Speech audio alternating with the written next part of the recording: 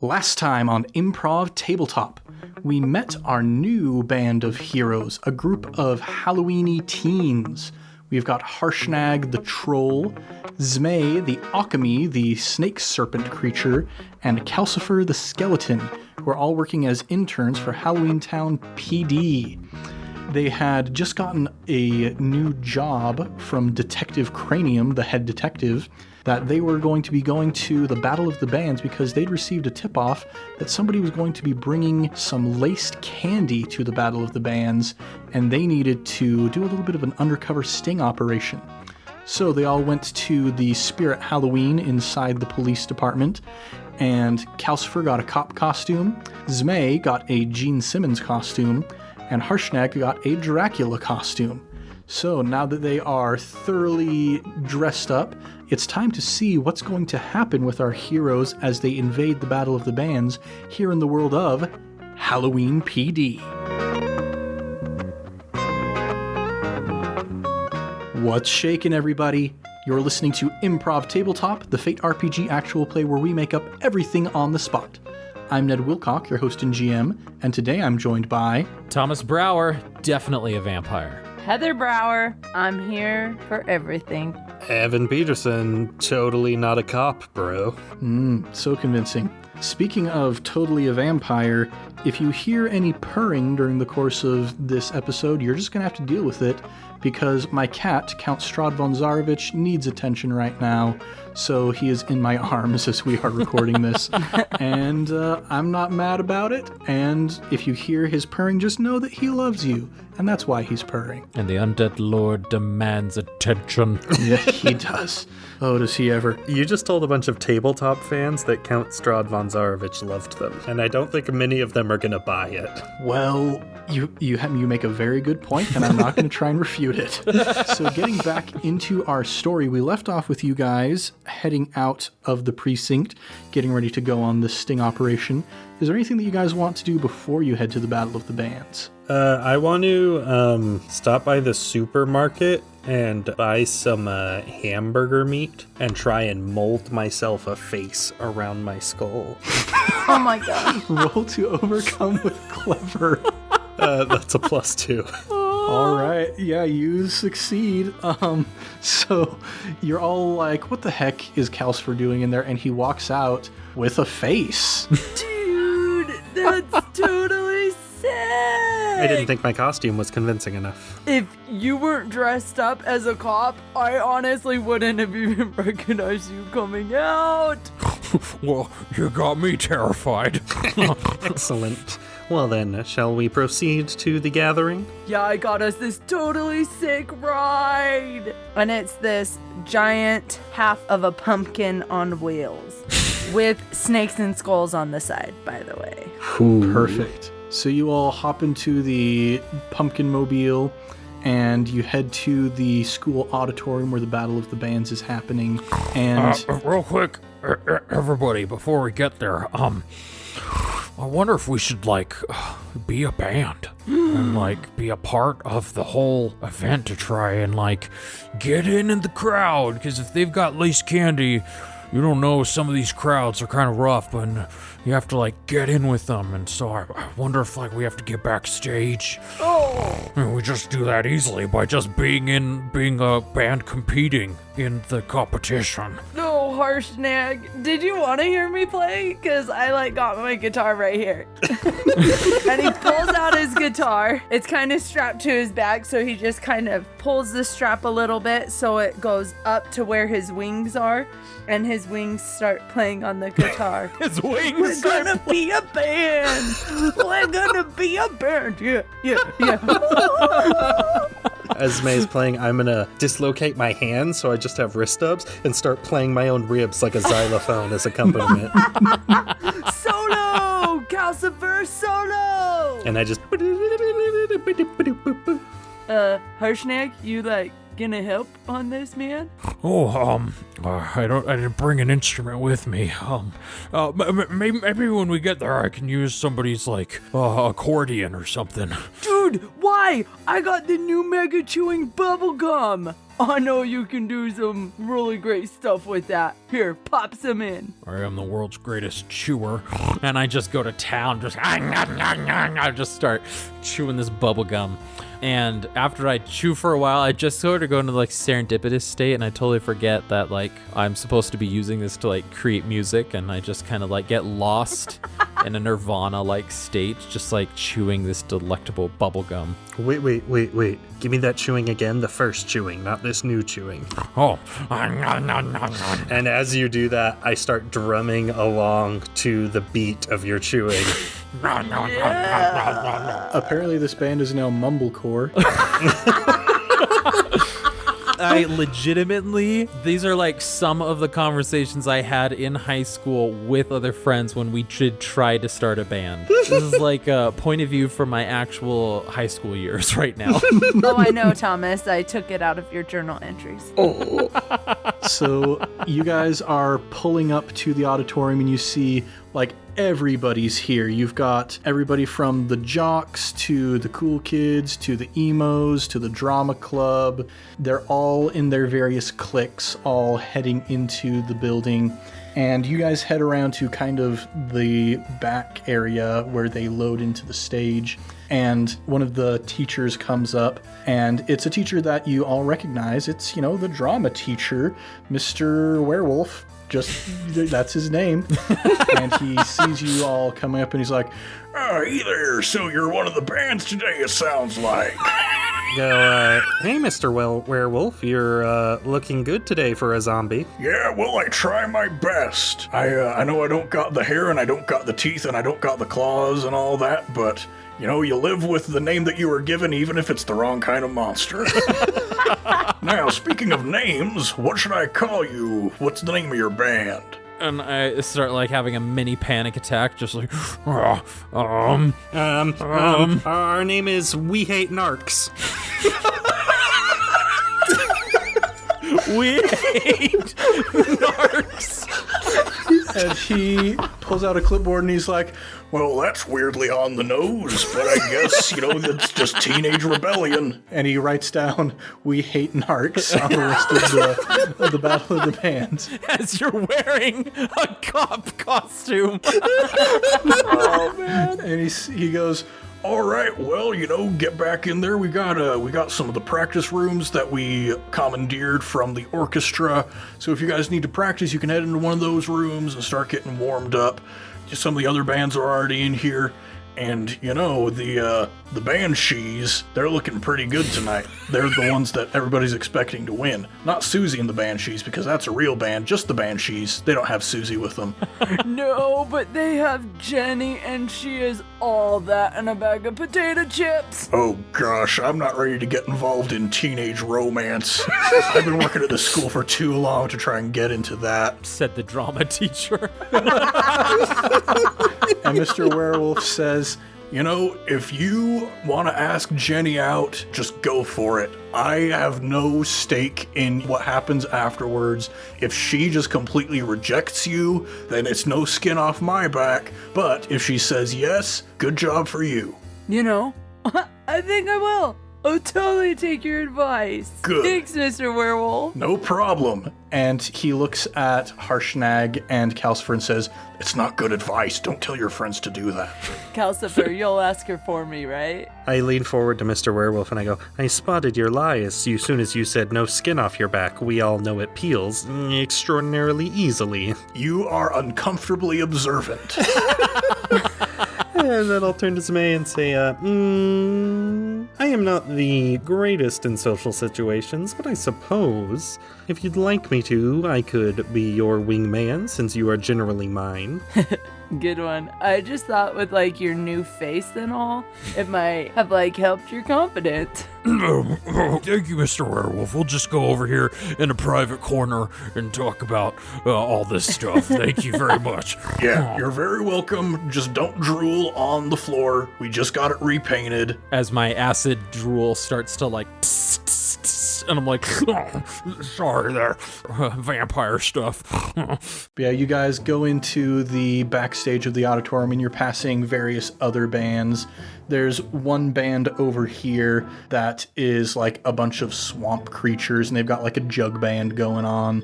And over here, you've got a bunch of ogres, and they're just a Smash Mouth cover band. And eventually you make it to a secluded corner in the back, and you can start setting up your stuff here. While we're here, I'd like to be, while we're walking through, we're looking, obviously, we want to do good, and we want to try and get to the finals, but I'm trying to look for any indication of, like, laced candy. I know that, like, back here, backstage, that's where the hard stuff can get passed around, if you know what I mean. So is there any indication of like candy being passed, exchanging hands, secret clandestine meetings, so to speak? Yeah, go ahead and roll to overcome with clever. That's a 0. All right, so you have tied, meaning that you're going to succeed at a minor cost. And you're looking around trying to get a sense of what's going on, and you eventually catch a very interesting looking sight. Next to that band of ogres, the Smash Mouth cover band, you see the son of the scariest monster in all of Halloweentown, the dentist. And the dentist's son is there speaking to the ogres, and you see they're kind of like looking around all suspicious like. They think that nobody's looking, and you see the dentist's son, his name is William, let's say. William reaches down into his pocket and he pulls out a wrapper. And, you know, it's a Butterfingers wrapper, it appears. And he opens it up and pulls out the Butterfingers bar. And you can see there's a carrot in the middle of this Butterfinger bar. And all of the ogres look at it and their jaws drop and their eyes widen. And they're like, oh my gosh, is this actually happening? And one of them reaches out and grabs it, hands a bunch of money to William. And they get back to their practicing as if nothing has happened. Okay. So as I see this happen, I immediately sort of like my palm just smacks Zmei and goes, "Do you see that over there? Did you see that? I think there was just a handoff right in front of us." What? And as you point over to William the dentist's son, here's the minor cost. You point and you both look over, and at that exact moment he looks towards you and notices that you have both noticed him and that you're staring at him.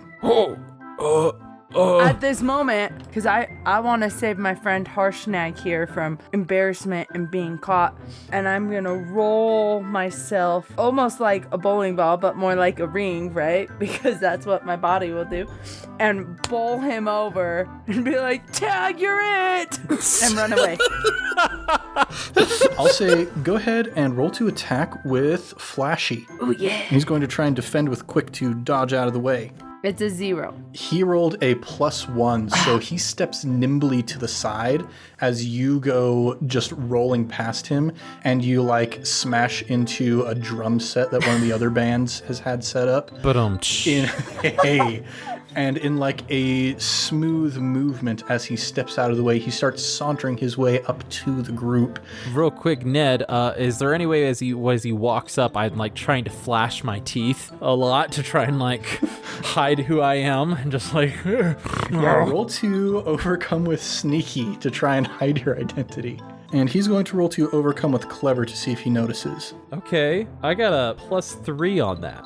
Man, he rolled pretty poorly. He only got a +1. Turns out that Thomas is just the king of absurd disguises actually working on this podcast.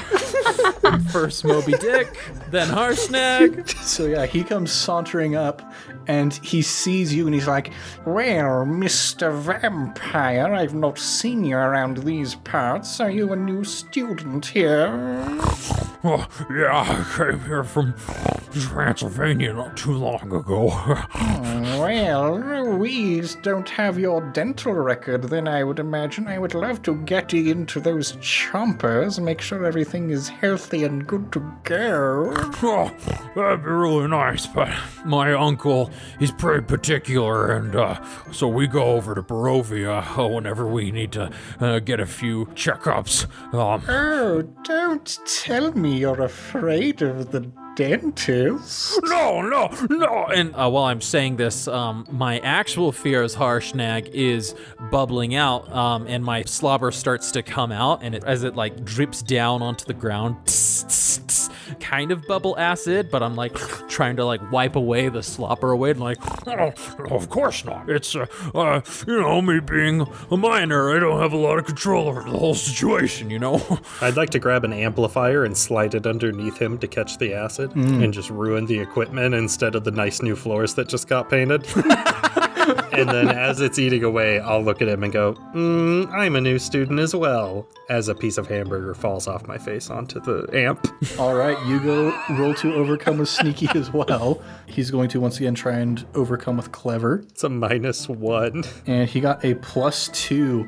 So he watches that piece of hamburger fall off onto the amp, and he sees the bone underneath, and he says, I would recognize those bicuspids anywhere. Calcifer the skeleton, I didn't know that you are into performing music. I don't know what you're talking about. I am a normal high school student who dislikes police officers. Oh, don't we? Oh, don't we? Oh, they're just the worst. Well, I hope you're not planning on winning this competition. Me and the plaque removers are going to suck up all the competition. Well, I might have a trick or two up my pocket. And I tug on my pocket as if it makes me look cooler for some reason. But to get to my button-up shirt with the pocket protector, I have to, like, undo my cop costume shirt first and then, like, pull it to the side and then tug on the pocket. I'm sure you're trying to make a point, but I'm sure it's not landing. In any case, you losers, get ready to stay in the losers circle because we are going to wow the audience tonight. At this moment, Zmei has made his way over, but unfortunately a little bit embarrassed by hitting a drum right in front of Jenny. He has shrunk really small, and he is right behind William now, and he's a little angry, and he's going to try to wrap in between William's legs so that when William walks, he falls over. All right. I'll say roll to overcome with sneaky. Yeah, classic teen stuff. That is a -1. William- Wait, I didn't plus anything, so it's a 0. William rolled a -1, so he does not notice that you have wrapped around his legs there. I am going to succeed in embarrassing William. Hey, Ned, what instrument does William play? As he's been kind of talking up a big game, you notice he has it looks like a keyboard. It's like a keytar almost. That's so cool. But you see that each key is hooked up to a dentist's drill that rotates at a different RPM, creating a different pitch of dentist drill noise. That's really bizarre. It's horrifying. While she is wrapping around his legs, can I use my stunt to pull out a device that I can plug into his keytar to hack into it? Ooh. Yeah, what does this device look like that you pull out of your infinite pocket protector? So this particular device looks like a dentist's worst nightmare, a candy bar. Ironic considering the laced candy, but it's a little candy bar with a USB on the end, and most keytars will have a USB port along the back. Of course. So I'm just gonna kind of after he insults me, I'm just gonna kind of and get up and walk off like I'm sort of storming off. And as I walk by, I want to reach over and plug it into the back of his keytar. All right. And since you used your stunt for that, I'm going to say we're not going to need to roll for that one. Nice. But yeah, at this point, he is getting ready to make his dramatic exit, and he turns and goes to walk. But he's got an okami wrapped around his legs, so he goes right onto his face, just slams straight into the floor, and everybody looks and everybody starts laughing at him. And Zmei, you especially notice that Jenny is looking over, and she's looking through her big blinking red cyborg eyes, and she's laughing with all of her other friends in the Banshees at the great misfortune of William the dentist's son. While I am relishing in this rare moment, I am also trying to be aware of anything that might have fallen out of those very loose pockets of Williams, because that is another reason I tripped him, is I notice stuff in his pockets aren't going to stay there if he's prone. We're going to make this just kind of like a flat luck roll. Just go ahead and roll unmodified against a difficulty of 0 to see if something cool pops out. Okay, it's a +2. +2. So yeah, he trips and falls, and amidst the confusion, he's like trying to pull himself back up, trying to regain his dignity. But you, like, you're already around his legs, you're up close, and you see slipping out of his pocket what looks to be a king-sized Reese's. Gosh dang it, I want a Reese's now. Like, we're talking normal size? Because I'm probably about 2 to 3 feet right now. Are you talking the half-pound Reese's Cups? I'm talking just like the 4-pack of like regular-sized Reese's cups. Okay, so as I see that, I'm gonna slither on top of them, try to shove them in my kiss costume. Yeah, so you cover it with your wings that are still large enough to kind of obscure.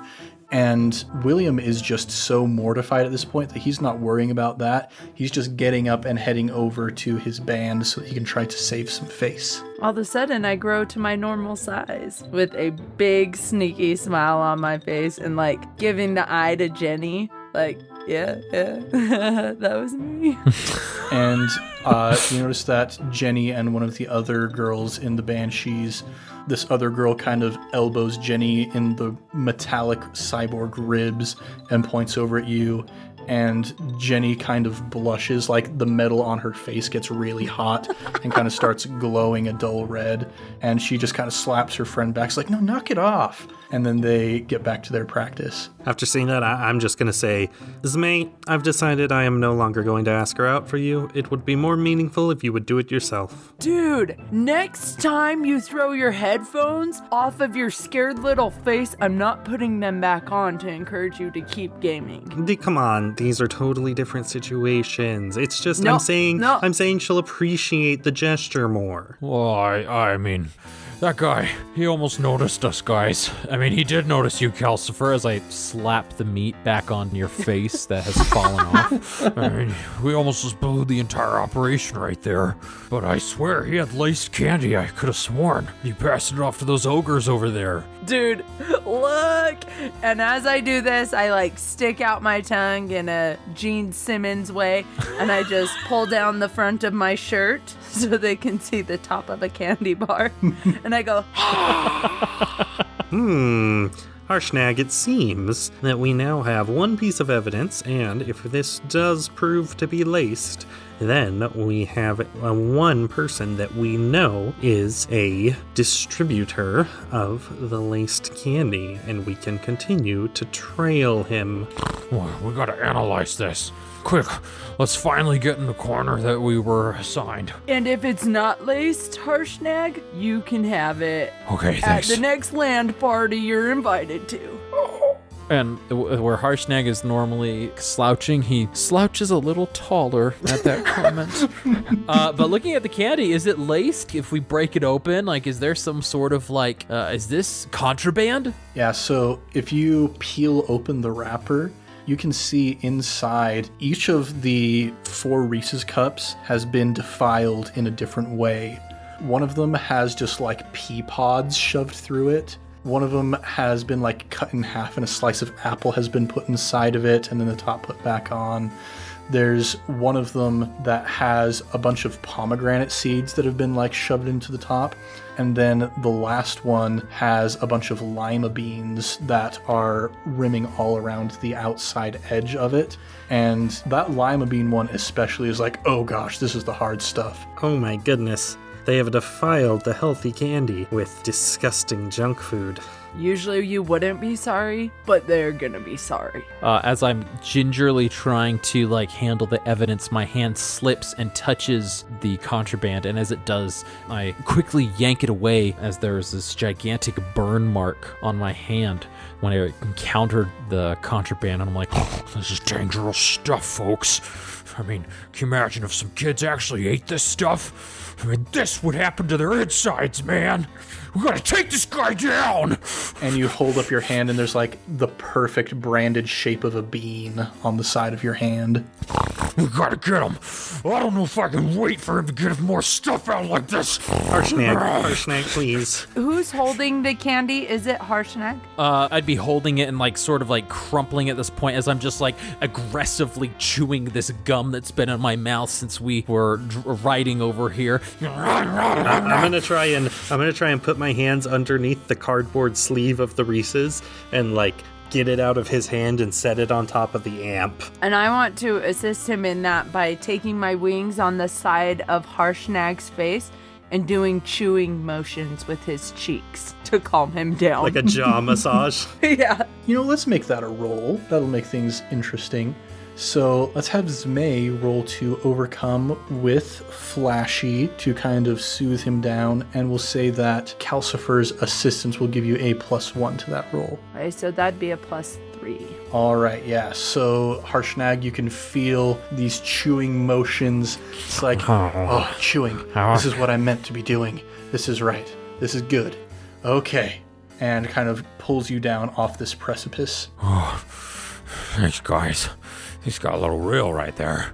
And as I look down, and the Reese's is no longer in my hands, and if they were, they would have crumpled into my hands they are now fists. And you glance over to see where the Reese's went, and you see the little cardboard tray sitting on the amp, and the acid is continuing to dissolve away at it to the point where there's a hole that's large enough that the Reese's kind of teeter on the edge and slip down inside of the amp. I will grab him. All right, roll to overcome with quick. I have bones. It's acid. It's fine. That's going to be a +3. Ooh, nice. Ooh. So yeah, you reach in and like you're able to dislocate your joints just well enough that you can kind of contort in ways that other people wouldn't be able to.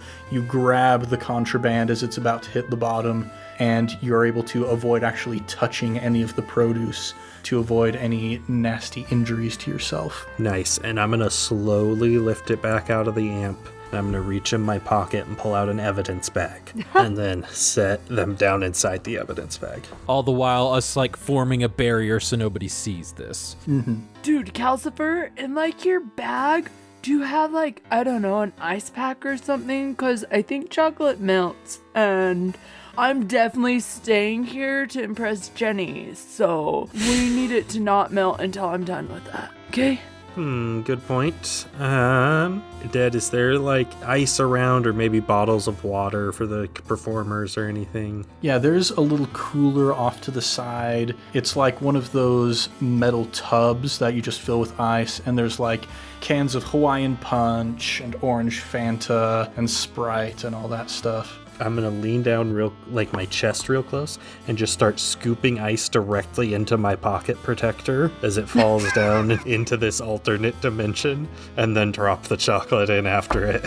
Can you get me a bottle of Miak while you're over there? Certainly. And I grab a bottle. All right. And as you guys have managed to stash away the evidence and kind of recompose yourselves, you hear over the intercom going out into the house of the auditorium, Mr. Werewolf say, "Hey everybody, I'm glad you could all make it here to the Battle of the Bands. Our first contestant is going to be Brains with a Z." And the audience starts clapping and applauding, and the curtains start opening up, and you see there's an entire band of werewolves all dressed like zombies. There's one that's got a guitar out in the front. There's one each with a saxophone, a trombone, and a trumpet. There's a drummer in the back. And these guys start playing some banging ska music. Oh, Yes! yeah. Dad, how has this podcast existed for less than a year and we've already had 2 ska concerts? Now I get to reuse that ska song that I wrote for Fallout back that I thought I'd never get to use again. Immediately, Zmei starts dancing And you can't tell that he's actually skanking because he's got these tiny legs, but he's skanking and his wings are a-flapping. And he pulls his hat out of like his costume because he hid it, and he puts it on top of his head with the front facing forward and goes, "Oh yeah, man, feel it!" And he skanks. All right. So as you guys are getting into the groove, you can see down in the auditorium, there's kind of the orchestra pit area that's been covered over, and it's like the standing room part for people who want to jump around and whatnot. And they've got a skanking circle going on. They've got like 2 skanking circles moving counter directions to each other. And as you're looking down into the crowd, let's have everybody roll to overcome with clever. I got a +4. I got a +4. Ooh, Ned, I swear my dice aren't loaded. I got a +3. wow. Even in the midst of this intense skanking. So, as you look down into the crowd, even though good old William the dentist's son did roll pretty good, he got a +3. That means that Harshnag and Calcifer, you both notice him, no worries. And you can see that William is down in the crowd and he's collected his bandmates towards him. And you see their little tooth golems, and they've all got like those dentist sort of headlamps on top of their heads. And they're each carrying like little bits of dental equipment. Like one of them's got the hose, one of them's got the plaque scrapers, and of course William himself has the keytar of drills and whatnot. And you notice that he's handing each of them little bags, and they're hiding them in their white dentist's sort of lab coats. And they start interspersing throughout the crowd, and there's a lot of handoffs going off like all throughout the auditorium. Ned, Yeah. I want to activate my device, which is going to send a magical surge through the keyboard. And if it's possible, I'd like all the drills to begin activating and shooting off and kind of whipping around through the air, hitting walls, hitting the ground, and flying all over the auditorium. Yeah. So I want to real quick resolve Zmay's tie. So you do still succeed, but at a minor cost. So you're up there skanking your heart out, and you are making kind of a show. So it's not too hard for William to like look up and notice that you once again are noticing him, and his eyes narrow, and it's like, this is too many times to be coincidence. And you can see the gears kind of turning in his head, but at that moment his keytar just explodes in a swarm of drills, and it's like Yondu's arrow, except there's a bunch of them and you can't control them. And they're just flying all over the place. People are ducking and dodging and weaving. Everybody in the skanking circle just starts skanking even harder, trying to get out of the way of these drills. And after a while, Mr. Werewolf gets onto the stage and he grabs the microphone from the singer of Brains with a Z. And he's like, Oh, okay, everybody, that's been real nice. We're going to have to call this off for the night due to health hazard reasons. and then one of the drills flies straight through the head of the microphone. And there's this big popping noise, and a bunch of the amps blow out on the stage, and he just shouts over the din. He's like, Yeah, everybody come back tomorrow. We're going to continue with the Battle of the Bands tomorrow, but we need to assess some damages real quick. Oh, gosh. There goes my entire budget. I guess we're not doing South Pacific this year. And I turn to Harshnag and Zmay and go, that should buy us some time. William, you are dead to me! Because I don't realize that Calcifer did that. And William just ruined my chances with Jenny. I'm gonna pummel William. oh my god. Roll to attack with forceful. But remember, it's with my wings, flapping him across the face. Yeah, he's going to try and defend with quick to see if he can dodge out of the way. Oh, he won't be. I got a +4. He got a -1.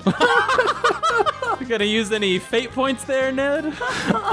You know what? I think in this moment, like, you get down there and you start pummeling him across the face as hard as you can. He's like, no, goodness. And he reaches into his bag. He's going to try and defend himself. He pulls out a big old Novocaine needle and he's going to try and jab it into you to knock you out. Oh my but gosh. you, with your insanely good roll, you knock it so that he jabs it like into his own jaw and depresses the plunger and just shoots himself up full of Novocaine, and his eyes just roll all around. He goes cross-eyed and he just passes out on the floor. Oh, that escalated a little quicker than I thought. See you, William. Peace out. He's gonna try to nonchalantly back up as if no one saw him and just be like, doing the rock sign with his tongue out. Well, while this is going on, and before William can get carted away by his dentist minions, I was running after some Zame to try and stop him, but then when I saw William was passed out, I was like, Whoa, a unique opportunity. and I'm gonna try and like rifle through their pockets and like, All right, can we find maybe this isn't like maybe he's not the head of the supply chain. Maybe he's just a lackey. We got to get to the root. We got to get the root of this canal where all this contraband is funneling down from. And so I'm gonna try and like rifle through everything as discreetly as I can in this mob. Yeah, so the tooth golems are converging on William to try and get him. So I'm going to need you to roll to overcome with quick to see if you can rifle through before they get here. I got a +3. They got a flat 0. Wow. I'm actually going to even invoke Fate Point to invoke the blundering teddy bear aspect of Harshnag to give me a +2 to the result as well. I'm blundering, I'm being so quick, I'm like ripping open his pockets, and like instead of like reaching in with my massive fingers, I'm just like tearing open any hidden compartments or pockets to get a +5 if I can. Yeah, and so you're digging through and you find a whole bunch of candy bars that you can just feel like, as you're kind of feeling down the outside of the wrapper, irregularities. These are all tainted with produce. But as you're digging even further, having succeeded with style, you tear open like a little hidden pocket inside of his lab coat, and you find a little note folded up inside there. And I look down at William, who's now unconscious, and I go, Halloween PD is coming for you. and just run away. All right. You get out just in time before the tooth golems come in. They grab William and they put him on a gurney and they start wheeling him out of the auditorium. And Mr. Werewolf is up there trying to stop some drills that are still flying around through the air. Everything has gone complete mayhem, leaving you guys pretty well covered to make an escape. I think we do that. Yeah, let's get out of here. With a wink to Jenny. Yeah, I'm going to say go ahead and roll to overcome with Flashy to see how Jenny responds to all of this crazy stuff you've been doing. It's a +1. +1. So you wink at Jenny, and Jenny looks at you, pretends to be nonchalant, but the gaze lingers just a little bit too long before Jenny's friends grab her and pull her out of the auditorium. All right. Calcifer, was that you back there? Like, I think I took it out on William, but if it was you sabotaging him, that's kind of cool. You think you took it out on William? I'd say you definitely took it out on William. Well, I don't want to say anything self-incriminating, but maybe it was, maybe it wasn't. And in my mind, I wink, but in your mind, I'm staring at you with 2 gaping skeleton eye holes. And you guys make it back out to your pumpkin mobile, and you're able to ride off into the darkening night sky. And Harshnag, you've got that note that you picked up along with all of the candy. Oh, yes. Sorry, I want to read that if we can. Yeah, so you open it up as you're driving away, making your escape, and you can see up at the very top, this is a piece of stationery, and the letterhead at the top says, from the desk of Dr. Harlow Dunton, DDS, who you know to be the father of young William, the dentist's son. And it's a fairly simple note, doesn't say a whole lot. Basically, it just says, scrawled in large letters, my son, we have been second-class citizens in Halloweentown for too long. Today the school, tomorrow all of Halloweentown. Love, Papa. And that is where we're going to pick up next week. Woo! Man, we got some good ska, we got some good mayhem. You might have been a little hard on William there, Zmay, but You ripped apart his clothing. you got him to shoot himself with a needle full of Novocaine. Well, who knows what other drill shot who? I was gonna clarify that the magic makes sure the drills don't actually hit people, and then I was like, no, I'm not gonna say that. I am very endeared to Calcifer, and I almost keep calling you Benny because he reminds me of Benny, the cab driver from Halloweentown. Aw. Benny was definitely the inspiration. He's my favorite character. Well, thanks everybody for listening to Improv Tabletop this week, and we'll be back next week with more adventures in the world of Halloween PD. If you want more, go ahead and subscribe, maybe even give us a review. We would be as happy as the young teen boy who got a glance from his crush that was a little too long if you would go ahead and give us a positive review on the podcatcher of your choice. We're also all over social with the handle @Improv Tabletop. So if you'd like to suggest either a setting for us to play in or an aspect for one of our characters to use, you can tweet about us or comment on one of our posts using #ImpTabSetting or #ImpTabAspect. Let's do a round of plugs. As always, we've got our sister podcast, iCast Fireball, and Thomas, I'm sure, will tell us more about that. But also this week, I would like to plug a musician, goes by the name of Dave Heatwave. He is a cosmic crooner landed on this planet from some far mysterious star realm. He looks like a luchador, but he sings like a man with a heart made of synthwave. If you're into the synthwave vibes, go check out Dave Heatwave and enjoy just the nice vibes. It's good time. Thomas, you got anything that you would like to plug? Well, as always, we got our sister podcast, iCast Fireball, where I take a turn as the Dungeon Master, and Ned joins us as a curious little kobold who everyone's still trying to figure out a little bit. So if you like D&D, if you like a continuous adventure set within the realm, a fantasy realm, go give us a listen and share with your friends and fellow wacky adventurers. Right on, right on. Heather, is there anything that you would like to plug? Yes, actually, Ned, I would like to plug trucker hats because I feel that in my heart they will never go out of style. They never fit my head, but they're great. Same thing over here. I'm more of a beanie kind of guy myself these days. Maybe someday I'll get myself a beanie that says I love to skank on it. Yes. Yeah, hey, everyone out there listening, support our podcast, share it with your friends, and maybe one day if we can afford to start a merch line, you too can own an I Heart Skanking hat. I would buy that in a heartbeat. Yeah, that's the call. That is the call to action. Make it happen. Tell all your friends about us so that we're big enough to have a merch store so we can finally get that Trex is my spirit animal shirt and that Gentry is my co-pilot shirt that we talked about forever ago and the I Love to Skank hat, the latest addition to the family. The ideas are all there. We just need the seed money, everybody. Evan, is there anything that you would like to plug? Well, sort of an anti-plug. After last week's piece of performance art, I'm kind of going off the grid for a little bit. Caleb is a more powerful man than just his voice, and it turns out he's not someone that you want to cross. We did warn you. So unfortunately, the performance art's a little too high profile, and I don't really want to make my location known to him at this time. So I'm gonna be laying low for a little bit until Caleb can calm down a bit, because he's got a notoriously hot temper, out of everyone on this podcast. Caleb Anderton, Rage Machine is what I call him. So Yeah, I mean, he's told me about his boxing regimens that he goes through, and he's a pretty built guy. it's true. So just chilling it out right now. Very wise. You don't want to end up with a jaw full of Novocaine, as it were. Oh, that I could be like Calcifer and not have skin to puncture. Well, thanks everybody for joining us here in the world of Halloween PD.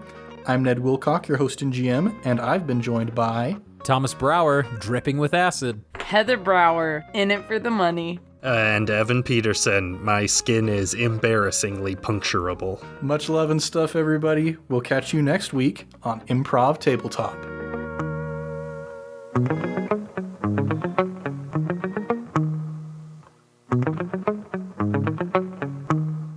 Oh gosh, I need to move my cat before he knocks something over. Hey, dude.